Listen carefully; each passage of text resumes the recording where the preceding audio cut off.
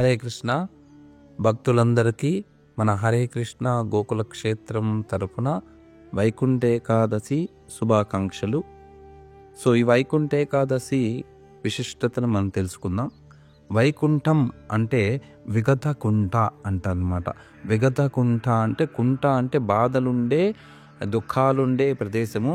విగత కుంఠ అంటే దుఃఖాలు లేని ప్రదేశము, ఎప్పుడు ఆనందంగా పరమానందంగా ఆనందాంబుదివర్ధనం, అసలు దుఃఖమే లేకుండా ఎప్పుడు ఆనందంగా ఉండే ప్రదేశం అని అర్థం. మనమందరము ఎక్కడ ఉండాలనుకుంటున్నాం అంటే మనమందరం ప్రతి క్షణము అసలు దుఃఖమే లేకుండా ఉండాలనే భగవంతుణ్ణి ప్రార్థిస్తున్నాము. కాబట్టి భగవంతుడు మనిషి జన్మలో అట్లాంటి ప్రదేశానికి వెళ్ళే అవకాశాన్ని మనకి కలిగించాడు. కాబట్టి మనిషి యొక్క అంతిమ లక్ష్యము స్వార్థ గతిం ఏందయ్యా అంటే విష్ణు నతే విధు స్వార్థ గతింని విష్ణు. అంతేకాకుండా వేదాల్లో చెప్పినట్టు తద్విష్ణు పరమపదం, అల్టిమేట్గా మనము విష్ణువుని గానే విష్ణువు ఉన్న ఆ వైకుంఠ లోకాన్ని గానే మనము చేరగలిగితే మనకి అన్ని బాధలు కష్టాలు తీరిపోతాయి.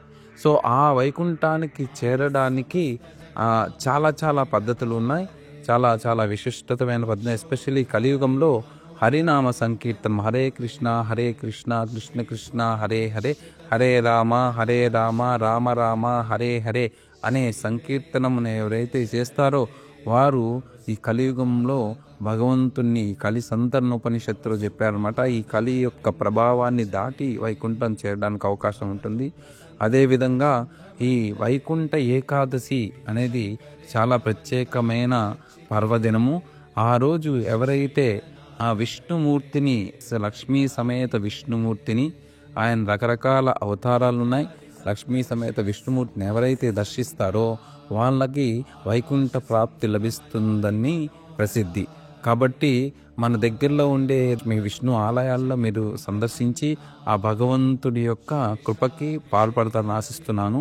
అదేవిధంగా మన హరే కృష్ణ గోకుల క్షేత్రంలో ఈ సంవత్సరం చాలా ప్రత్యేకంగా ఒక్క ప్లేసులో ఆ భగవంతుడి యొక్క 3 అవతారాలని ఆయన మనం చూడొచ్చు. ఒకటి ఏంటంటే శ్రీ రాధా గోకులానందులు శ్రీ లక్ష్మీనారాయణ అనంతశేష అవతారంలో మనకి దర్శనమిస్తారు ఉత్తర ద్వారంలో. అదేవిధంగా శ్రీనివాసుడు శ్రీదేవి భూదేవి సమేత దర్శనము, అదేవిధంగా శ్రీ రంగనాయకి సమేత రంగనాథ స్వామి దర్శనం కూడా మేము ఏర్పాటు చేస్తున్నాము. అదేవిధంగా లక్ష అర్చన, భగవంతుడికి లక్ష అర్చన జరుగుతుంది, దానిలో కూడా మనం పాల్గొనవచ్చు. అదేవిధంగా రకరకాల సేవలు, భగవంతుడి యొక్క హరినామము, చివరికి శ్రీనివాస గోవింద శ్రీనివాస శ్రీదేవి భూదేవి సమేత శ్రీనివాస కళ్యాణం కూడా జరగబోతుంది, దానిలో కూడా మనము పార్టిసిపేట్ చేయవచ్చు. సో అదేవిధంగా ప్రసాదాలు ప్రతి ఒక్కరికి లడ్డు ప్రసాదాలు కానీ ఏకాదశి ప్రసాదాలు కానీ అరేంజ్ చేస్తున్నారు. కాబట్టి ఈ విజయవాడ గుంటూరు హైవేలో ఉన్న హరే కృష్ణ గోకుల క్షేత్రంకి మీరందరూ వచ్చి దర్శించుకొని ఆ భగవంతుడు యొక్క కృపకు పాత్రలు అవుతారని ఆశిస్తున్నాను. హరే కృష్ణ. శేషాద్రి శేఖర విభో తవ సుప్రభాత్.